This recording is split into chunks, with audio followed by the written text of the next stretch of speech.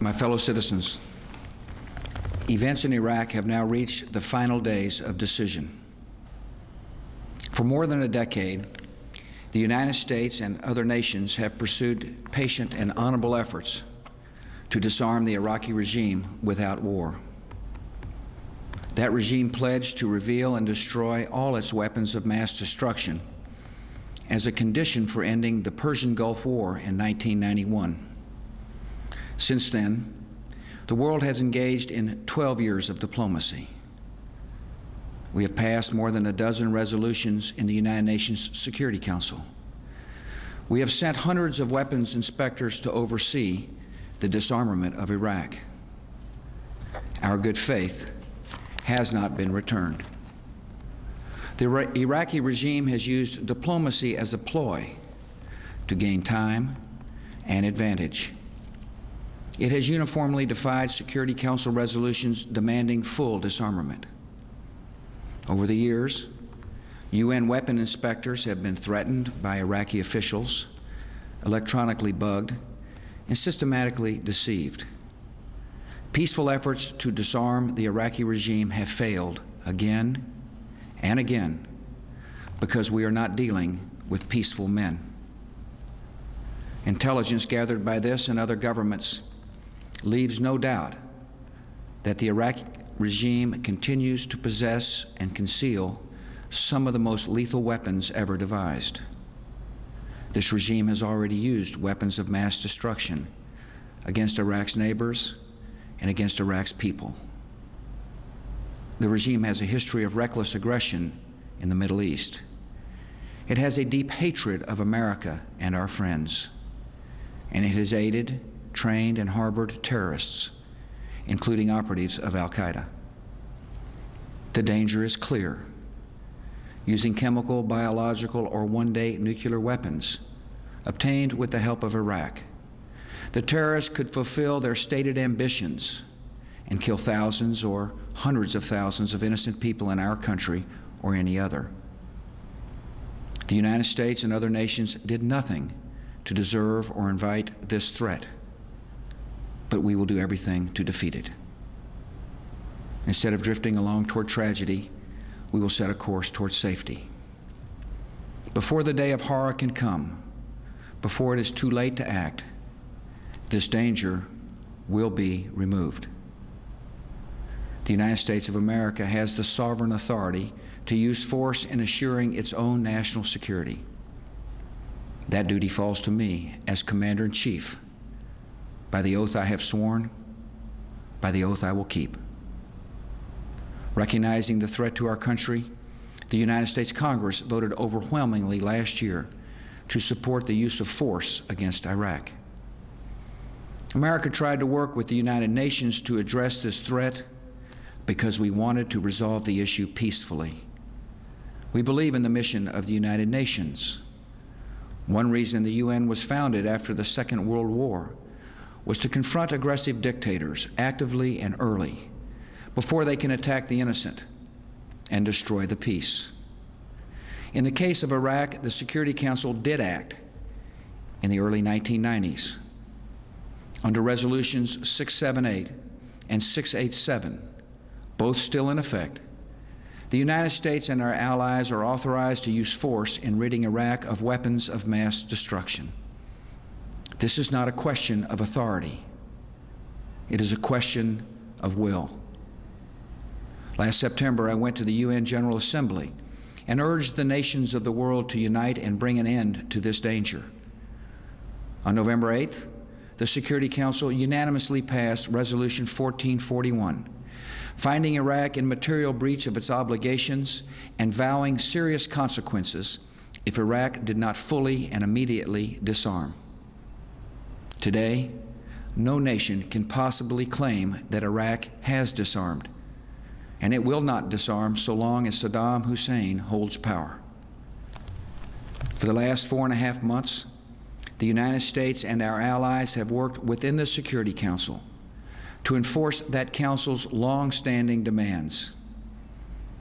Yet some permanent members of the Security Council have publicly announced they will veto any resolution that compels the disarmament of Iraq.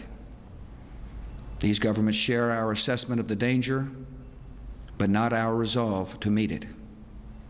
Many nations, however, do have the resolve and fortitude to act against this threat to peace.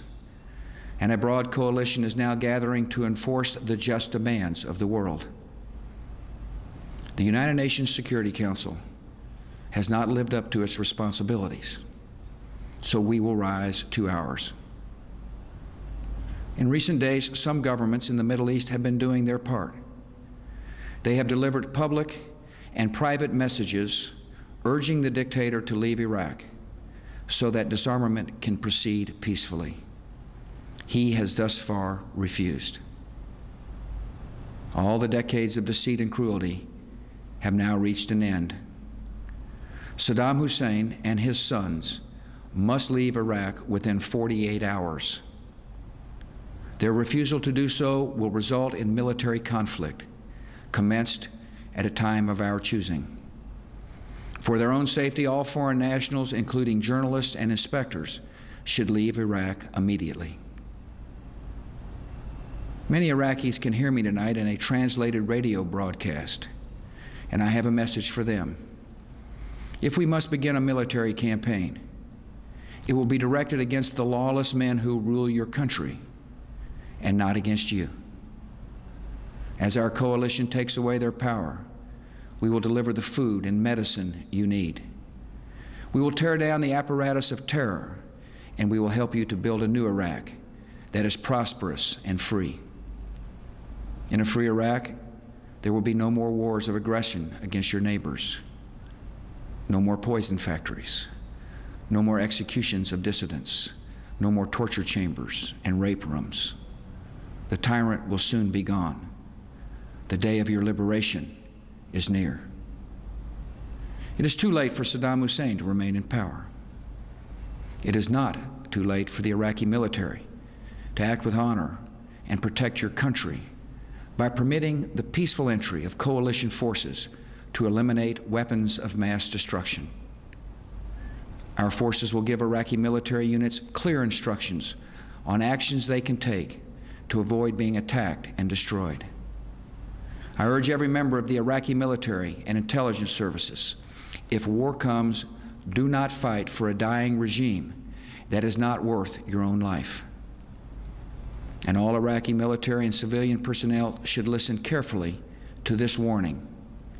In any conflict, your fate will depend on your actions. Do not destroy oil wells, a source of wealth that belongs to the Iraqi people. Do not obey any command to use weapons of mass destruction against anyone, including the Iraqi people. War crimes will be prosecuted. War criminals will be punished. And it will be no defense to say, I was just following orders. Should Saddam Hussein choose confrontation, the American people can know that every measure has been taken to avoid war, and every measure will be taken to win it. Americans understand the cost of conflict because we have paid them in the past. War has no certainty except the certainty of sacrifice. Yet the only way to reduce the harm and duration of war is to apply the full force and might of our military, and we are prepared to do so. If Saddam Hussein attempts to cling to power, he will remain a deadly foe until the end. In desperation, he and terrorist groups might try to conduct terrorist operations against the American people and our friends. These attacks are not inevitable. They are, however, possible. And this very fact underscores the reason we cannot live under the threat of blackmail. The terrorist threat to America and the world will be diminished the moment that Saddam Hussein is disarmed. Our government is on heightened watch against these dangers. Just as we are preparing to ensure victory in Iraq, we are taking further actions to protect our homeland. In recent days, American authorities have expelled from the country certain individuals with ties to Iraqi intelligence services. Among other measures, I have directed additional security at our airports and increased Coast Guard patrols of major seaports. The Department of Homeland Security is working closely with the nation's governors to increase armed security at critical facilities across America. Should enemies strike our country, they would be attempting to shift our attention with panic and weaken our morale with fear. In this, they would fail. No act of theirs can alter the course or shake the resolve of this country. We are a peaceful people, yet we're not a fragile people, and we will not be intimidated by thugs and killers. If our enemies dare to strike us, they and all who have aided them will face fearful consequences. We are now acting because the risks of inaction would be far greater. In 1 year or 5 years, the power of Iraq to inflict harm on all free nations would be multiplied many times over. With these capabilities, Saddam Hussein and his terrorist allies could choose the moment of deadly conflict when they are strongest. We choose to meet that threat now, where it arises, before it can appear suddenly in our skies and cities. The cause of peace requires all free nations to recognize new and undeniable realities. In the 20th century, some chose to appease murderous dictators whose threats were allowed to grow into genocide and global war. In this century, when evil men plot chemical, biological, and nuclear terror, a policy of appeasement could bring destruction of a kind never before seen on this earth. Terrorists and terrorist states do not reveal these threats with fair notice in formal declarations. And responding to such enemies only after they have struck first is not self-defense, it is suicide. The security of the world requires disarming Saddam Hussein now. As we enforce the just demands of the world, we will also honor the deepest commitments of our country.